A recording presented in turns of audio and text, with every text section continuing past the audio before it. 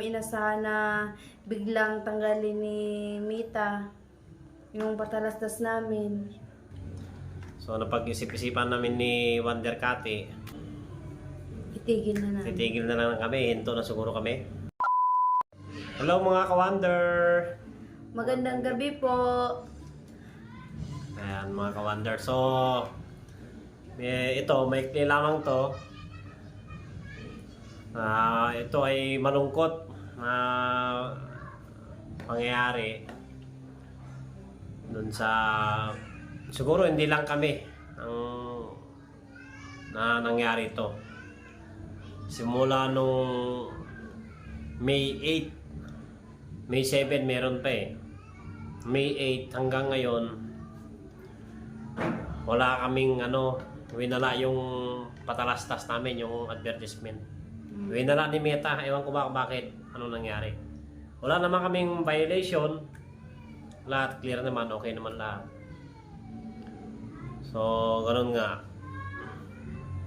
Siguro hindi lang sa amin na nangyari to. Namin parang may update lang si Meta. Kala namin babalik lang. So, inantay-antay namin. Petsa na ngayon, May 31? June 1. Ay, June 1. Oh, June 1 na. June 1 na ngayon, wala pa rin. Hindi pa bumabalik yung ads namin. Pero, meron din kaming kasamahan na content creator. Nawalan din ng advertisement ng kanilang mga vlog. So napag-isip-isipan namin ni Wonder Kati na Itigil na namin. titigil na lang kami, hinto na siguro kami. Kasi yung parang nakakalungkot man isipin mga ka-Wonder, pero kailangan naming tanggapin talaga.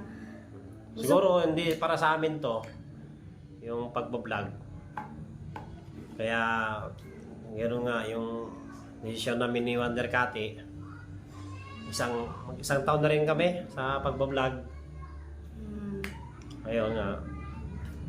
Kaya napansin nyo ba mga ka-Wonder na ngayon lang ulit kami nakapag-vlog kasi biglang nawala yung patalastas sa amin. Kaya yun, sobrang lungkot namin mga ka-Wonder. Kasi mahal na namin yung pagbablog eh. Nasanayan na namin na araw-araw kami nagbablog. Tapos yun, di namin inasahan na biglang tanggalin ni Mita yung patalastas namin. Mula nung nasa Visayas kami, sunod-sunod pa yung post namin. Doon din nawala yung patalastas namin nung umuwi kami sa Visaya.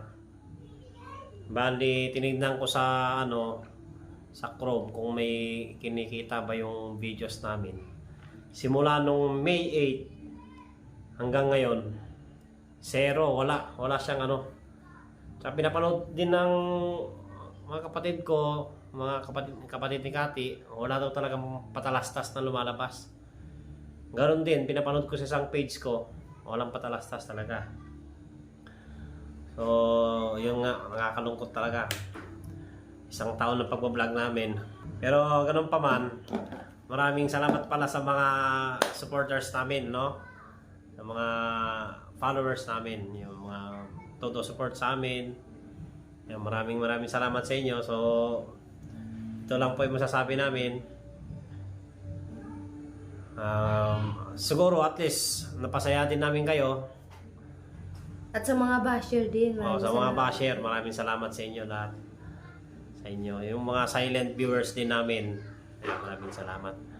So hanggang dito na lang. So yun.